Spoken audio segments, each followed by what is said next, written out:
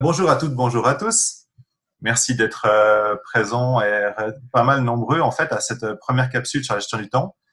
Je vais pas vous faire l'historique du confinement, ça fait bientôt 6 semaines qu'on est en confinement et donc on s'est dit qu'est-ce qu'on peut amener en plus de tout ce qui a déjà été existant en fait dans Micro Magazine, Femmes Actuelles, Facebook, YouTube, Instagram, etc. Il y a plein de choses qui sont en train d'être dites, comment gérer son temps et son travail.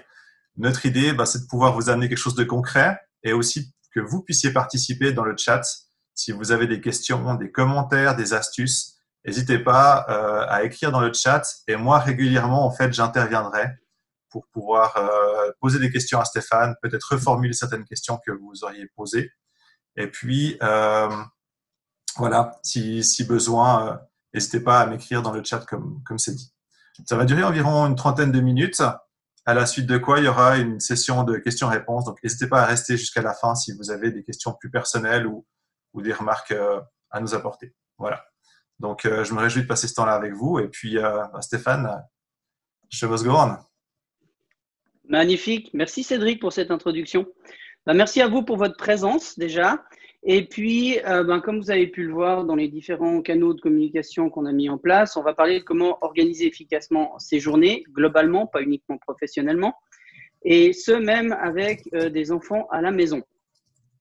Donc, moi, ce que j'aimerais déjà voir, c'est votre Mentimeter. Alors, ceux qui n'ont pas encore répondu peuvent le faire. Hein. Vous allez sur menti.com, vous utilisez le code qu'on vous demande et puis vous pouvez mettre des mots et ça forme en live un nuage de mots qui nous montre effectivement quelles sont les problématiques les plus souvent citées. Vous pouvez vous inspirer de ce que vous voyez à l'écran si vous êtes d'accord. Donc, vous avez des problèmes d'efficacité, les enfants, le fait d'être connecté en permanence, on va en parler. La coordination avec les autres, j'imagine, collègues, ce sera plutôt pour la semaine prochaine, puisqu'on a 3 capsules qui sont prévues le mercredi 11h tous les prochains mercredis. Vous avez plus de temps pour le sport ou plus de temps pour le sport. J'imagine plus de temps parce que plus, ce ne serait pas forcément un problème. Aucun, vous êtes habitué, très bien. Le travail prolonge, donc là, pareil, on parle de déconnexion. Plus de rendez-vous en équipe, effectivement, ça, on va en rediscuter la semaine prochaine, comment on gère avec les gens. Et puis, travailler en remote de manière générale, comment ne pas être, je sais pas la suite, donc ce serait débordé ou j'imagine sans arrêt en train de travailler, etc. Donc, ce qu'on va faire cette semaine, c'est qu'on va déjà commencer à voir comment vous pouvez vous organiser vos journées. Et la semaine prochaine, on traitera plus particulièrement de la manière dont vous pouvez organiser vos activités professionnelles à l'intérieur de ces journées-là. Merci à ceux qui nous rejoignent en cours de route. Hop. Alors, rapidement pour moi, qui suis-je? Je m'appelle Stéphane Nation. Ça fait une quinzaine d'années maintenant que je travaille dans l'amélioration de l'efficacité et de l'organisation, principalement professionnelle et aussi personnelle. Donc, on parle de l'organisation et de l'efficacité au niveau de l'individu, des équipes, des entreprises de manière générale. Ça fait aussi 15 ans que je pratique le télétravail. Alors, j'ai à peu près tout connu. J'ai commencé, j'étais célibataire, c'était du temps partiel. Ça a été avec une femme. Maintenant, j'ai 2 enfants qu'on appellera affectueusement Schtroumpfwasser et Schtroumpf à lunettes pour vous donner une idée de ce qu'il peut avoir comme interaction sonore dans une journée. Ils ont 6 et 7 ans actuellement. Et puis, voilà, là, on est tous confinés. Donc, c'est du télétravail en ce qui me concerne du 100%. Ma femme, faisant partie de la petite enfance, elle est souvent au travail. Donc, c'est moi qui gère les enfants, qui gère l'école à la maison et tout ce genre de choses, tant que faire se peut. Donc, je vais partager avec vous ce que ça m'a appris ces quelques journées. Dans les diapositives, vous avez en bas mon adresse email, mon numéro de téléphone, vous pouvez me trouver sur LinkedIn. N'hésitez pas à me contacter après coup si vous avez des questions ou alors à les faire parvenir par le CEP. Ça donne toujours de la matière sur ce que vous pouvez vivre vous et nous, ça nous permet de trouver des réponses toujours plus adéquates à ce que vous devez vivre au quotidien. La première chose que j'ai envie de vous dire, c'est qu'il faut sortir du brouillard. Si vous voulez organiser vos journées, vous n'avez pas le choix, il faut que vous sortiez du brouillard. On est dans un monde qui bouge de plus en plus vite. On est dans un monde qui bougeait déjà vite avant, mais qui maintenant bouge vite. C'est pas possible, si vous voulez organiser vos journées, de le faire si vous n'avez pas une image claire de ce que vous avez à y accomplir, de la disponibilité temporelle, de la disponibilité énergétique que vous avez. Donc, en gros, ce que j'essaie de vous dire, c'est qu'il vous faut une vision d'ensemble de vos journées. Dans ma carrière professionnelle, j'ai toujours pu relier les problématiques à un manque de vision d'ensemble, que ce soit au niveau des organisations, des projets, des personnes, etc. Si vous ne savez pas où vous allez, c'est très difficile de vous organiser. Donc, on va parler de ça. Et on va aussi parler du fait que s'organiser, cadrer, planifier, ça n'est qu'un fil rouge. Ça ne se passera pas comme vous l'avez prévu de toute façon. Et qu'il faudra réagir en fonction de ce que la vie vous apporte à ce moment-là. Mais il faut quand même vous organiser. Et pour vous organiser, comme chaque journée est différente, je vous propose de commencer par vous organiser. Hop. Si ça veut bien suivre. Voilà. En cadrant vos semaines. La semaine, c'est un espace temporel qui est bien pour cadrer. Si vous cadrez sur un trimestre ce que vous avez à faire ou sur une année, c'est trop vague, c'est trop loin, c'est trop abstrait et ça change beaucoup. Ce qui est d'actualité aujourd'hui, ne sera peut-être plus dans 3 mois. Par contre, si vous vous cadrez au niveau de la semaine, vous arrivez à voir quelles sont les grosses pierres que vous avez à mettre dans vos semaines. Vous connaissez peut-être la métaphore du seau qui est rempli de grosses pierres. Si vous remplissez un seau de sable jusqu'à ras-bord, le sable, il remplit tout le seau. Si vous voulez rajouter des gros cailloux, il y a tout qui va déborder. Si vous commencez par mettre les gros cailloux dans le seau en le remplissant à ras-bord et que vous rajoutez du sable, le sable, il va se coller dans les interstices du gros caillou. Donc, du coup, vous allez rajouter des choses. Dans cette métaphore-là, les gros cailloux, ce sont les choses importantes de votre vie. Les grains de sable, c'est tout le reste, c'est tous les détails, c'est tous les imprévus, c'est tout le temps supplémentaire que vous n'aviez pas planifié. Donc, il faut commencer par ce qui est important pour vous et il faut le caser dans les 168 heures de la semaine. Vous devez faire caser quoi? Vous devez caser du sommeil. Premier réflexe, quand on a trop de choses à faire, on rogne sur le sommeil. Mauvaise pioche. Le sommeil, c'est ce qui vous donne l'énergie le lendemain de redémarrer. Donc, on ne rogne pas sur le sommeil. Mais il faut y placer le sommeil. Il faut y placer tout ce qui est courant. Cuisiner, manger, ranger, ménage, lessive, courses, vaisselle, poussière, administratif, le jardin si vous en avez un, etc. Il faut aussi placer tout le travail aujourd'hui. Tout le quota d'heures que vous êtes censé faire, toutes les choses pour lesquelles vous avez des délais auxquels il faut répondre, toutes ces objectifs qu'on vous a peut-être donnés et sur lesquels il faut avancer. Et il faut aussi mettre la famille, votre conjoint, votre conjointe, si vous êtes un parent, si vous êtes un enfant. Moi, tous les soirs, j'appelle ma maman qui est une personne âgée qui est seule à la maison. Je passe une demi-heure au téléphone avec elle et je fais en sorte d'avoir ce temps-là à lui consacrer, justement parce que dans ces périodes-là, c'est encore plus important de ne pas rater un téléphone que d'habitude. Il faut que vous mettiez aussi les loisirs, le sport, tout ça, tout, votre vie en entier, ça doit tenir dans les journées. Donc, si vous ne savez pas quel est le temps que vous avez à disposition, ce n'est pas possible. Donc, ce que je vous propose, c'est de définir un planning hebdomadaire et familial, un planning générique qui est valable pour chaque semaine, dans lequel vous bloquez les grosses pierres, c'est-à-dire en gros les choses qui reviennent chaque semaine. Si vous êtes dans un immeuble, peut-être que vous avez un jour de lessive. Il n'est pas possible de faire la lessive un autre jour. Si vous êtes comme moi avec 2 enfants à la maison, le matin 8h30, 10h30, c'est école. Alors, je ne sais pas pour vous, mais moi, pendant que je fais l'école, j'ai déjà suffisamment de peine à comprendre ce que les enseignantes attendent de nous. Je ne peux pas en plus avancer sur du boulot entre 3 minutes que l'un fait des calculs, 3 minutes que l'autre fait un dessin. Ce n'est pas possible. Donc, pendant 2 heures le matin, de 8h30 à 10h30, je suis école, je ne fais rien d'autre. C'est pas possible. Et puis, toutes ces choses-là ont une rythmique de semaine. Le mercredi, c'est-à-dire maintenant, dans l'autre pièce à côté de moi, c'est ma femme qui fait l'école aux enfants parce que le mercredi, elle est à la maison. Donc, moi, je sais que professionnellement, le mercredi, je peux placer plus de choses.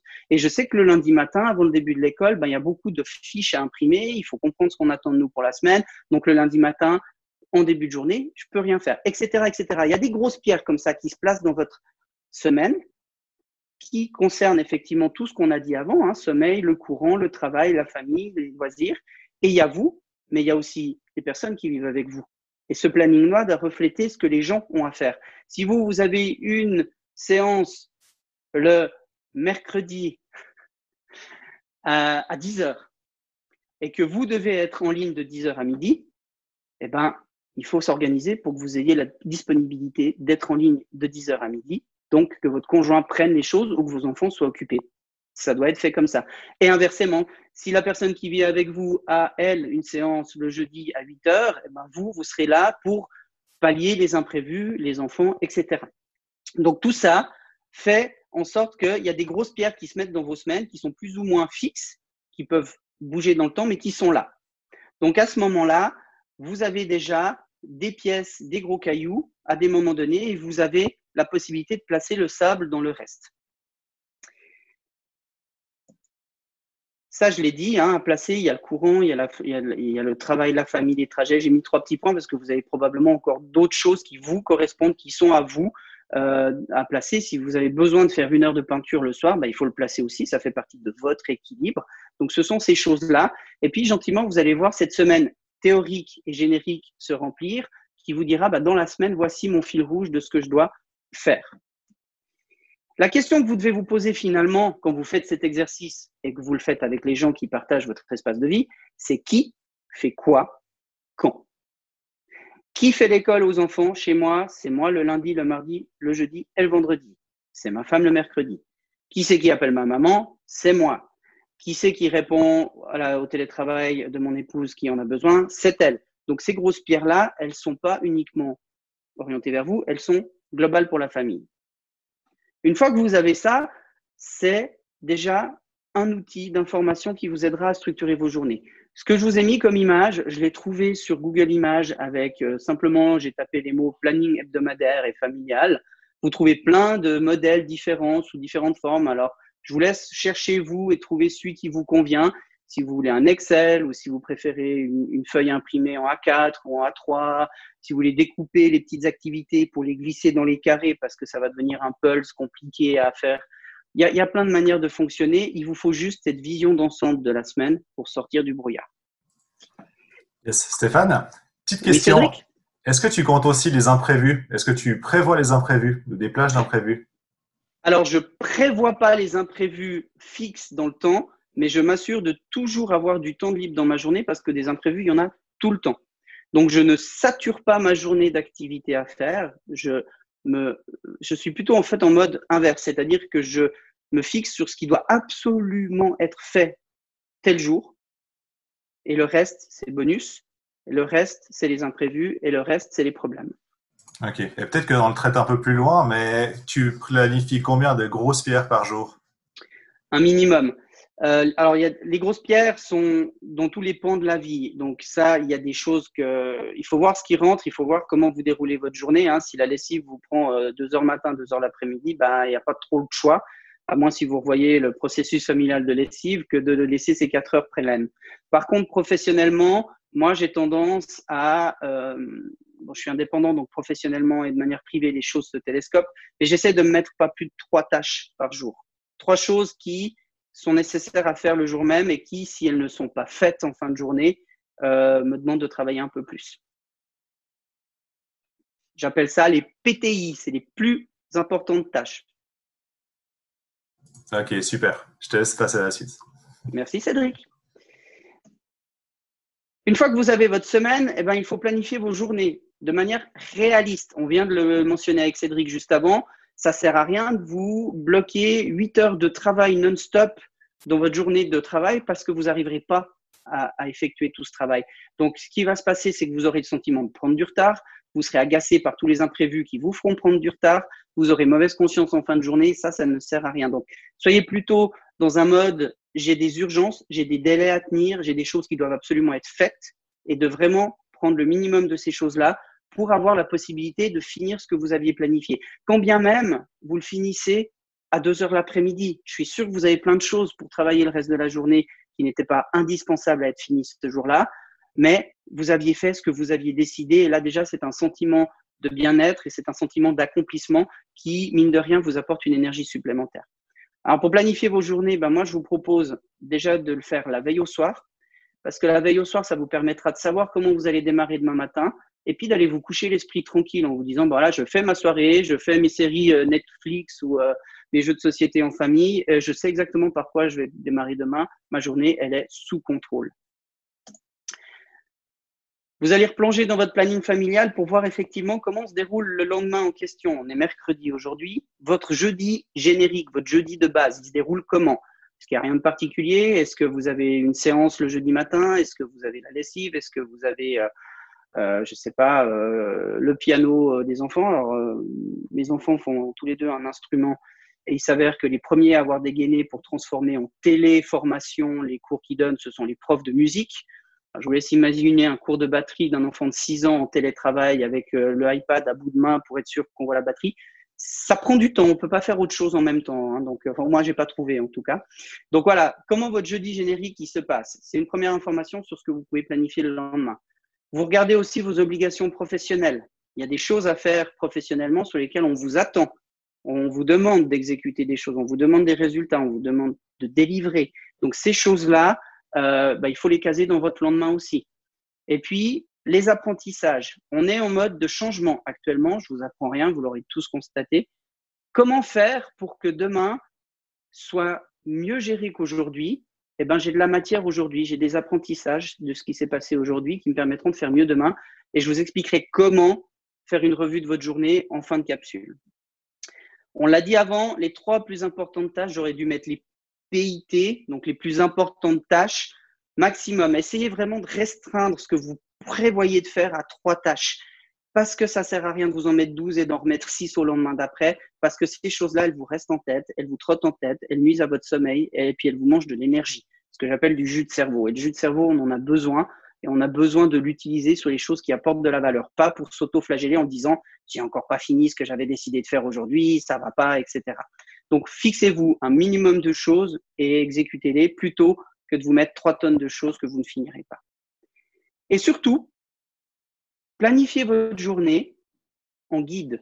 Vous savez, ça ne va pas se dérouler comme vous l'avez prévu. Ça ne se déroule jamais comme on l'a prévu. Cédric mentionnait les imprévus. Ça, c'est des choses qui sont extérieures à ce que vous contrôlez. Hein. C'est un collègue ou peut-être votre patron qui va vous donner une urgence, qui va vous déléguer quelque chose à faire. C'est peut-être votre enfant qui va être très énergique ce jour-là ou malade ou vous n'aurez pas la concentration nécessaire. Il peut se passer 1000 choses. C'est pas grave, c'est normal et c'est pareil pour tout le monde. Par contre, vous arrivez toujours à recoller à votre fil rouge de la journée en vous disant voilà ce que j'avais prévu de faire, comment je peux faire au mieux sur cette tranche d'activité de 24 heures que je m'étais prévue pour aujourd'hui.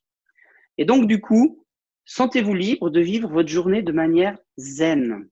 C'est-à-dire, votre guide, c'est votre planning, c'est un guide, c'est un fil d'Ariane. Ça ne doit pas être sanctionnant, ça ne doit pas être flagellant. Si vous ne le finissez pas, moi je vous dis prenez 3 tâches. Si vous en faites que 2 un jour, c'est pas grave, on la fera le lendemain. Vous voyez ce que je veux dire? Écoutez également vos biorhythmes et ceux de vos enfants. Alors les biorhythmes, c'est quoi? Ce sont les changements énergétiques que vous avez dans une journée. Hein, traditionnellement, les gens disent plutôt ah moi je suis du matin, je travaille bien le matin, ou d'autres moi je suis du soir, etc. On a tous nos biorhythmes. Souvent on les connaît peu. Il y a des moments dans la journée où vous êtes plus capable de faire des choses très demandantes intellectuellement et il y a d'autres moments où vous ne pouvez pas. Moi, quand j'ai besoin de me concentrer, tôt le matin, tard le soir, c'est génial. Après le repas de midi, c'est une catastrophe.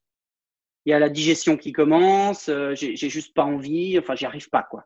Donc, ça sert à rien que je me mette dans mon planning de la journée des tâches très demandantes en début d'après-midi parce que j'en serais très inefficace.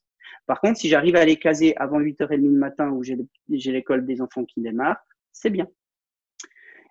Et écoutez les biorhythmes de vos enfants. Vos enfants, ils sont peut-être tout à fait capables de s'occuper seuls entre 8h et 10h ou à 14h et puis à 17h. Une fois de plus, je prends mon exemple à moi. Ils savent plus quoi faire, ils ont trop de choses et puis pas assez de choses intéressantes et puis ils tournent en rond et puis ils commencent à se taper sur le système l'un l'autre et puis du coup, ça se frite, etc. Donc, il est le moment de faire autre chose. Chez moi, ça se traduit généralement par on prend les vélos, on va faire une balade dans la campagne. Donc, si vos enfants sont infernaux aux mêmes heures, vous savez que ce n'est pas à ce moment-là que vous pouvez mettre des choses intellectuellement demandantes. Je vais vous donner un outil en fin de capsule aussi pour ça. Je reviens sur la notion de flexibilité et d'adaptation. Vous n'arriverez pas à être pile poil dans ce que vous aviez prévu. Personne n'y arrive. Donc, déculpabilisez-vous pour ça. Et puis, si un jour vos enfants sont extrêmement calmes et puis que vous êtes en grosse énergie, faites une grosse journée de travail. Et si le lendemain c'est plus compliqué, donnez-vous un peu de lest. C'est de toute façon, en étant en paix avec soi-même à ce niveau-là, qu'on arrive à produire le plus de choses, qu'on arrive à être le plus efficace. C'est pas en bataillant contre soi-même et contre son agenda et contre les heures de la journée. Enfin, petit rappel, vous l'avez certainement vu dans plein d'endroits, prenez des pauses régulières et puis sortez. Prendre des pauses régulières, c'est nécessaire parce que les pauses vous permettent de recharger votre énergie mentale, de recharger le combustible que vous avez à dépenser dans vos énergies, dans vos tâches professionnelles ou même dans le reste de votre vie. Et pour ça, il faut prendre des pauses. Et prendre une pause quand vous êtes un travailleur qui est 8 heures par jour derrière un ordinateur, c'est une pause sans écran. Sortez, respirez un bol d'air frais, prenez un peu de soleil sur la figure, faites autre chose, un peu de pulse, arrachez 3 herbes folles dans le jardin, mais quelque chose qui doit couper drastiquement avec votre manière de fonctionner le reste du temps. C'est quelque chose qui vous change, c'est une cassure dans votre rythme et dans votre activité. Les dernières études en neurosciences indiquent que pour être pleinement efficace, il faudrait varier 3 types d'activités qui sont les activités intellectuelles, les activités manuelles et le vide. Donc, par le vide, on entend la promenade en forêt, la méditation, la sieste, où vraiment on déconnecte complètement le cerveau. Donc, vous voyez, il faut varier ce type d'activité que vous faites dans une journée. Ça, c'est ce qui vous permet d'être le plus efficace quand vous attelez à une tâche. Cédric ? Je me permets d'intervenir effectivement parce que c'est vrai qu'on a souvent un peu honte de prendre une pause. On se dit que si on était au boulot, on aurait eu le temps, on n'aurait pas pris de pause, on aurait pris une juste à 9h ou 9h15. Le problème, c'est que dès que vous êtes depuis la maison, en fait, vous déconnectez pas et vous êtes tout le temps à 100%. Lorsque vous êtes dans une entreprise, on vient vous poser des questions, vous allez aux toilettes, vous faites des choses à gauche à droite. Donc, vous prenez involontairement ou sans vous en rendre compte une pause. Lorsque vous êtes chez vous, c'est différent parce qu'il y a peut-être pas… Alors, si vous avez des enfants, oui, il y a des interruptions. Mais si vous n'avez pas d'enfants, selon comment, vous pouvez faire 4 heures de suite sans vous en rendre compte. Et puis à la fin, vous dites « Ah ouais, mais je me sens fatigué ou je me sens un peu lobotomisé à cause de l'écran. » C'est normal. Donc, n'hésitez pas des fois à mettre un rappel chaque heure pour simplement vous lever, boire un verre, aller aux toilettes. C'est des choses toutes simples. Et puis effectivement, si vous avez la possibilité d'aller sur le balcon ou si vous avez la possibilité de vous mettre au soleil et de regarder l'extérieur, c'est tout bonus. Ça paraît bête, mais c'est pas toujours évident. Non, c'est pas toujours évident. Et puis surtout, c'est pas une lubie qu'on est en train de vous raconter. Il y a des vraies études qui ont prouvé. Il y a une des grandes lois du temps qui s'appelle la loi d'Illich, qui indique que plus vous êtes longtemps sur une activité de même type, plus votre efficacité décroît avec le temps jusqu'à en devenir négative. C'est-à-dire qu'au bout d'un moment, vous allez plus vous voir les pinceaux, puis vous ferez tellement d'erreurs que vous perdez plus de temps que vous en gagnez.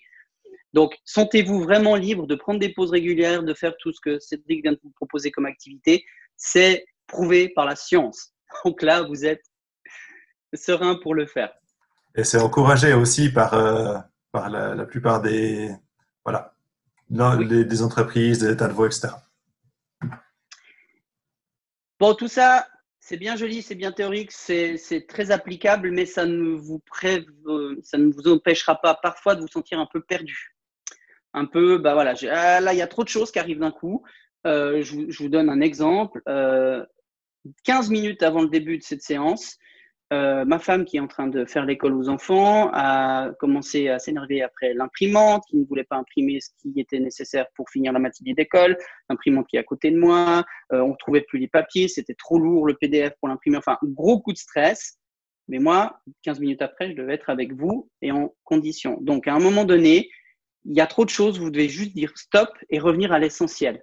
Là, je vous renvoie vers un livre qui est noté en dessous du titre qui s'appelle Passer à l'essentiel de Gary Keller et Jay Papazian, qui est un excellent livre de productivité et d'efficacité, mais qui peut se résumer par une seule question que vous pouvez vous poser n'importe quand.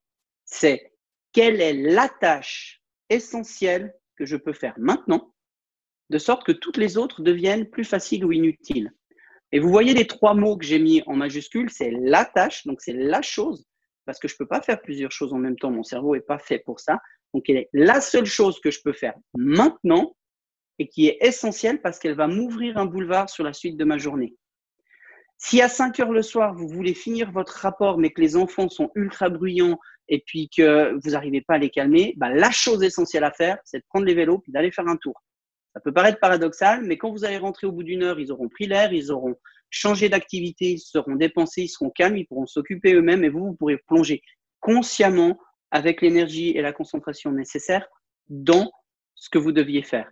Donc, à un moment donné, dites-vous, OK, je peux faire qu'un truc, c'est quoi le truc essentiel que je peux faire maintenant? C'est juste pour vous recentrer. Ça marche professionnellement, de manière privée, n'importe quand. C'est C'est une chose que j'ai découvert quand mes enfants étaient beaucoup plus jeunes, et il y en a un qui vomissait en voiture. Et puis, quand un enfant vomit en voiture, c'est juste la chose que vous avez envie, c'est de vous arrêter sur le bord de la route, ouvrir les fenêtres, tout nettoyer, etc. Mais quand vous êtes le seul adulte dans la voiture, puis que vous êtes sur l'autoroute dans un bouchon, la seule chose que vous pouvez faire, c'est d'ouvrir les fenêtres et de vous concentrer sur la circulation pour pas avoir un accident. Dès qu'il y aura possibilité, vous vous arrêterez, mais maintenant, vous devez conduire en sécurité. Donc, des fois, c'est un peu contre-intuitif. Jusqu'ici, tout le monde va bien, il n'y a pas de questions sur le chat. Cédric, tu as quelque chose à… Non, tout va bien. Je reprécise juste que si vous avez des questions à nous poser en rapport avec ce qui est dit ou d'autres choses, hein, des solutions auxquelles vous pensez, n'hésitez pas à les écrire dans le chat et moi je les relaye à Stéphane ou, voilà, ou plus tard. Très bien. Alors, si vous êtes ici, probablement que c'est le fait de travailler avec des enfants qui vous a attiré pour certains. Pour les autres, partez pas, mais on va quand même essayer de gérer comment on fait quand on veut télétravailler avec des enfants. Alors, l'image que j'ai mise sur cette diapo, elle est toute mignonne. En termes d'ergonomie, c'est une catastrophe. Ne faites jamais ça en tailleur, la nuque à 45 degrés, avec un ordinateur ultra chaud sur les genoux. Je vous le déconseille. Hein. Ça, c'est des principes d'ergonomie qui sont différents. Mais l'image est mignonne. Et en fait, en gros, qu'est-ce que vous pouvez faire pour travailler avec des enfants? C'est que premièrement, vous pouvez leur dédier du temps. Vous êtes à la maison en permanence. Ils n'ont peut-être pas l'habitude de vous voir à la maison en permanence, mais du coup, ils ont besoin que vous leur dédiez du temps. Ils ne comprendront pas que vous soyez absente mentalement de 8h à 18h alors que vous êtes juste à côté d'eux. Donc, il faut leur dédier du temps à différents moments de la journée. Ça, chacun trouve son équilibre, mais c'est important de le faire. Il y a du temps qui peut être planifié dans l'agenda. Je vous parlais de ce temps d'école. Moi, au début du confinement, j'essayais d'avoir l'ordinateur à côté, de travailler à côté. Ça ne marchait pas. Donc, j'ai fait le deuil et de 8h30 à 10h30, je ne me consacre qu'à l'école des enfants. Je suis pleinement là pour eux. Du coup, c'est beaucoup moins tendu. Ils ont beaucoup plus de plaisir. Moi aussi. Et c'est vraiment du temps qu'on partage ensemble et qui leur permet, pour le reste de la matinée ensuite, de vivre leur vie et moi de me laisser travailler.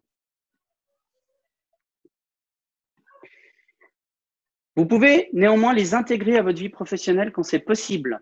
C'est-à-dire que vous êtes en train de faire des choses pour lesquelles une interruption, c'est pas très grave. Donc, vous pouvez être sur une table où ils font des dessins, où pour les plus grands, ils font leurs devoirs, leur école. Vous êtes tous ensemble en train de travailler, chacun a son activité, mais vous êtes quand même en train de partager du temps. Pour eux, c'est important d'avoir ce temps-là. Et puis, quand il y a un besoin, vous êtes interrompu dans votre travail, mais c'est pas très grave. Et ça vous permet également de… Je vais de nouveau trop vite, Cédric? Il est 11h30. Très bien, merci pour l'info. C'est également le meilleur moyen pour avoir des moments où vous ne devez pas être dérangé. Par exemple, maintenant, les enfants ne doivent pas me déranger. Qu'est-ce que j'ai fait pour ça? Quand je suis tout seul à la maison, par exemple, j'ai ça. Ça, c'est une petite carte plastifiée que j'ai faite, que je pose sur un meuble. Et puis, si mes enfants ont besoin de moi, ils viennent me poser la carte sur le bureau discrètement et ils savent que dès que je peux, je leur donne du temps. Ça leur évite d'interrompre une conférence ou une formation comme maintenant et ça leur permet de savoir que ils ont mon attention quand même et que dès que je pourrai, j'irai. Et puis, pour instaurer des moments ne pas déranger, vous pouvez aussi faire ça. Moi, j'ai fait ça avec mes enfants il y a quelques temps en arrière. Des dessins, un petit panneau, ne pas ouvrir, un petit panneau smiley, c'est bon, chemin libre. On l'a plastifié, on l'a découpé, on l'a collé aux portes. Eux, ils ont ça sur leur porte de chambre à eux aussi, donc ils comprennent bien le concept, ils ont bien intégré, et puis ça leur permet de ne pas venir déranger. Donc vous pouvez aussi rebondir comme ça en famille, réfléchir en famille à ce que vous pouvez mettre en place pour avoir ces moments ne pas déranger. Et puis, une fois de plus, soyez flexibles, les enfants, ils ne vont pas suivre votre agenda du jour. Ça nous amène au paradoxe le plus dérangeant qu'il faut gérer actuellement en télétravail. Il faut poser des routines aux enfants et en même temps, il faut varier leur quotidien. Alors là, je vous propose deux choses. Ça ne veut pas dessiner. Voilà. Poser des routines aux enfants.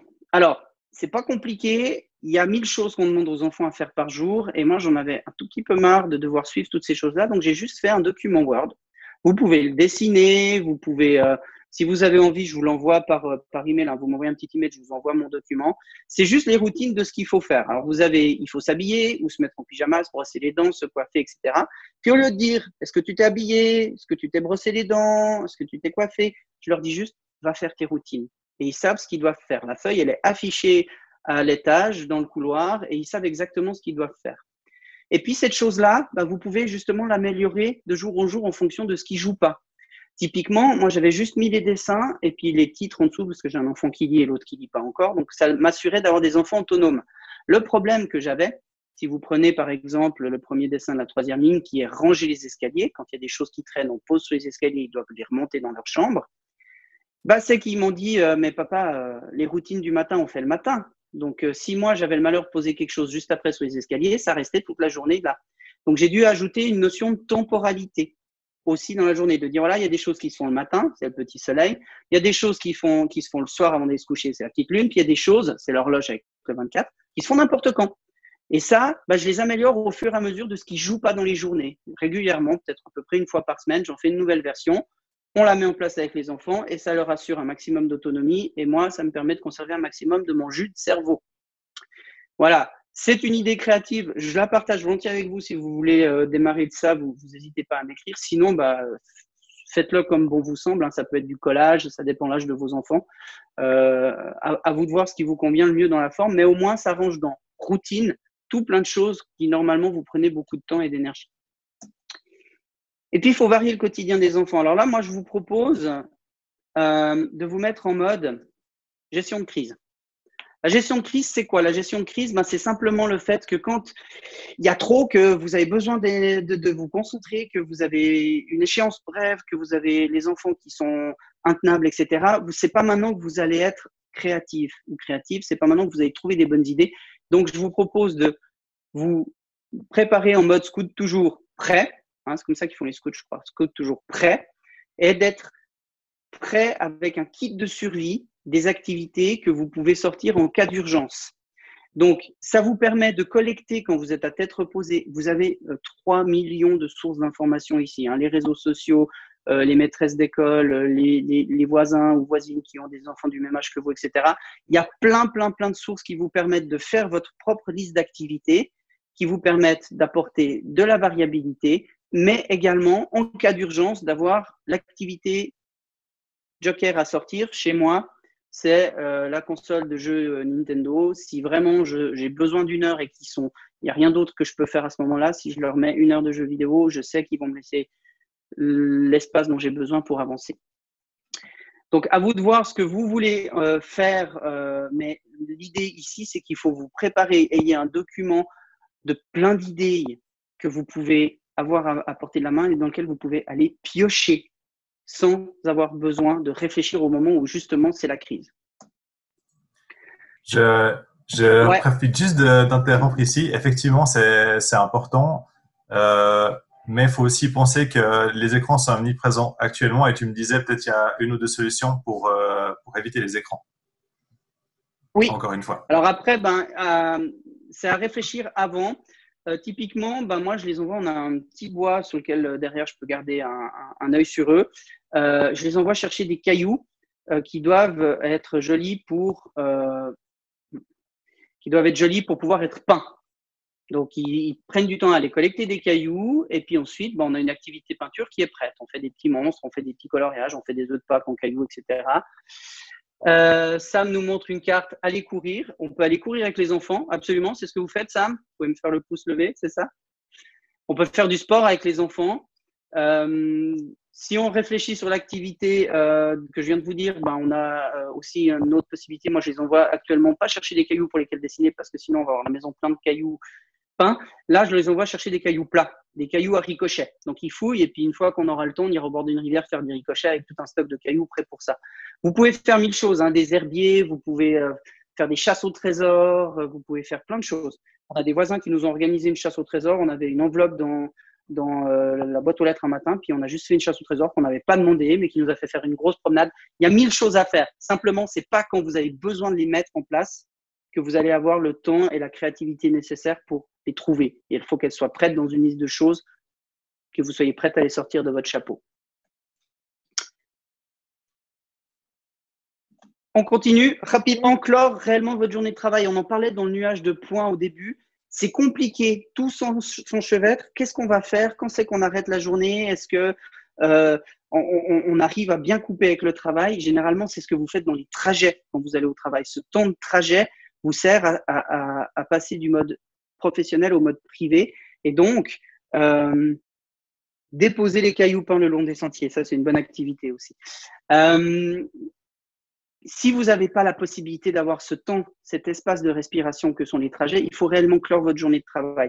Je vous propose simplement une petite routine pour clore votre journée de travail qui est de faire une revue de votre journée. Je vous explique comment juste après.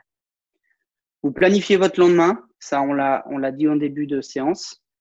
Vous rangez votre espace de travail, donc vous remettez les fours, dans le sac si c'est dans un sac, vous pliez l'ordinateur, vous fermez, vous rangez, que ce soit propre. Si c'est toujours en activité, vous n'avez pas l'impression de couper. Et puis, vous vous déconnectez. Sauf si impérativement, votre supérieur hiérarchique exige que vous soyez connecté 24 heures sur 24, logiquement, tout ce qui vous arrive par email peut attendre le lendemain matin pour être traité. Donc, déconnectez-vous et faites autre chose. Faites des choses que vous aimez, parce que ces choses que vous aimez, elles vont vous ressourcer, elles vont vous permettre de récupérer de l'énergie pour le lendemain. Donc, c'est un vrai challenge, un vrai moment clé de votre journée, de vraiment couper votre journée de travail pour faire autre chose. Ce que vous en faites, ça vous appartient, c'est propre à chacun. Mais il faut vraiment faire cet effort de dire maintenant, ma journée de travail, elle est finie, j'arrête. Ouais, je rajouterais vraiment, plus, parce que notre grand problème aujourd'hui, c'est les écrans, on le sait.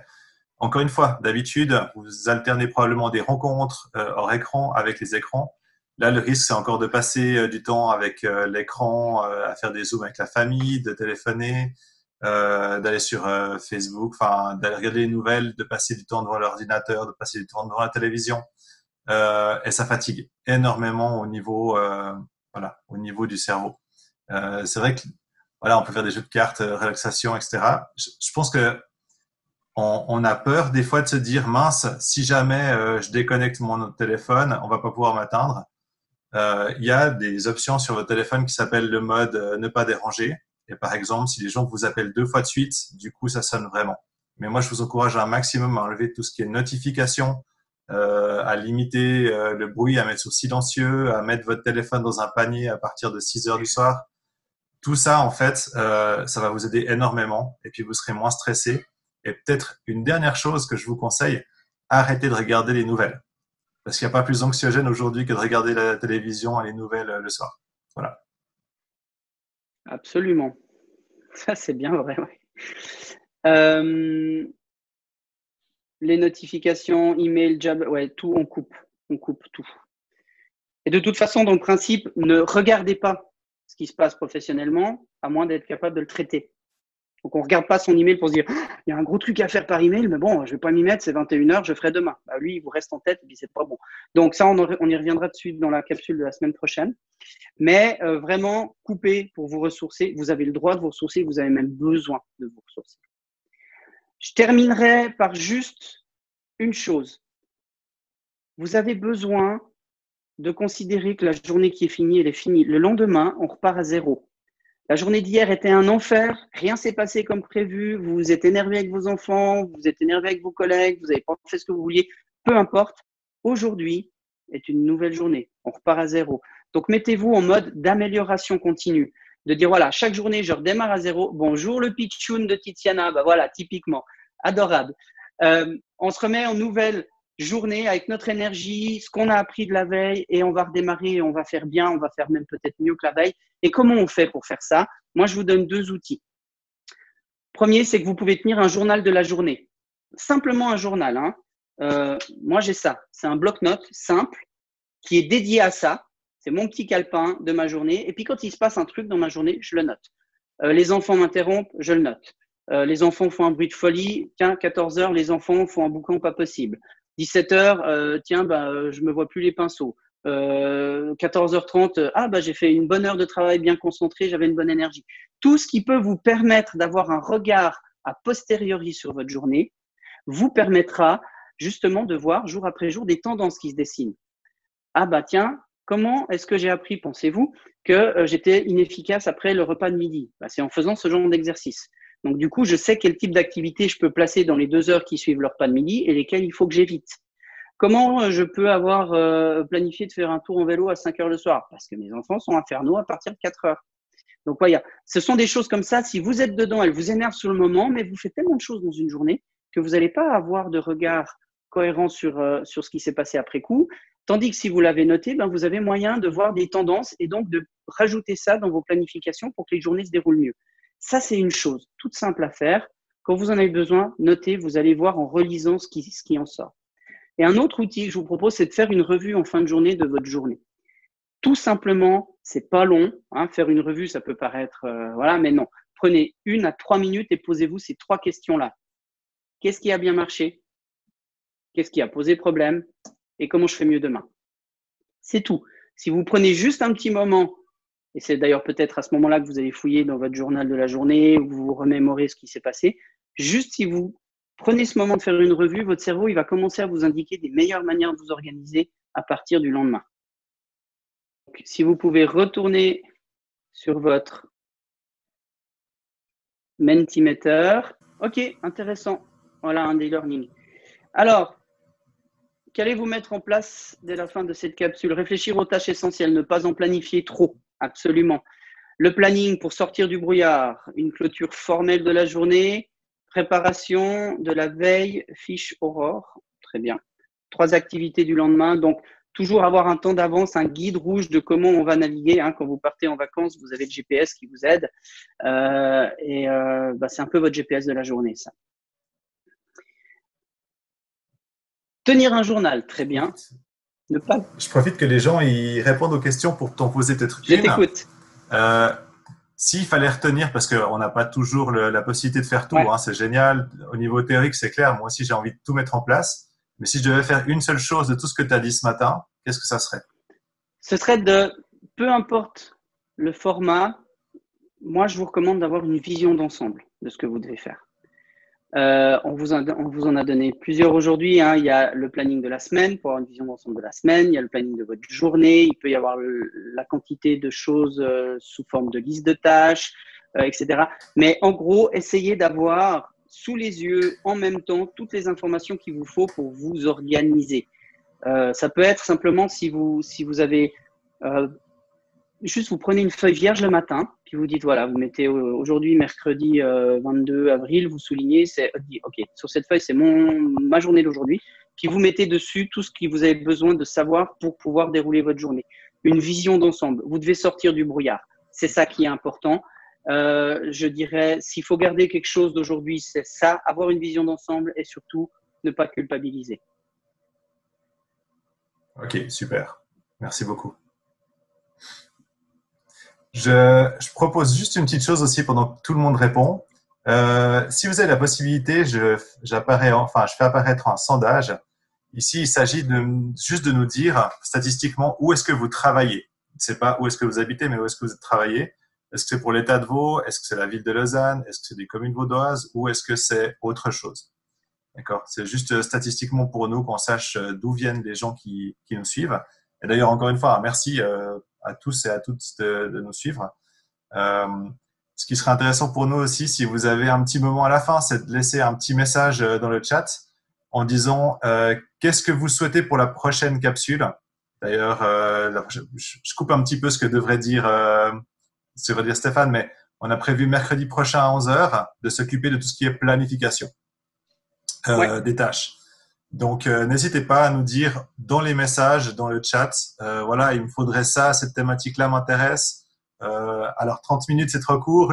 Le but étant pas de faire un cours complet, mais de vous donner 2-3 pistes. Et là, vous avez en bonus, c'est 11h49. Donc, vous avez même eu un peu plus que 30 minutes.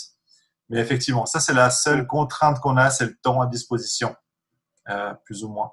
Donc, si vous avez des thématiques auxquelles vous tenez absolument sur tout ce qui est priorisation des tâches, qu'est-ce que je dois faire, pas faire, comment optimiser mon travail, laissez simplement un message dans la capsule ou dans le chat. Voilà.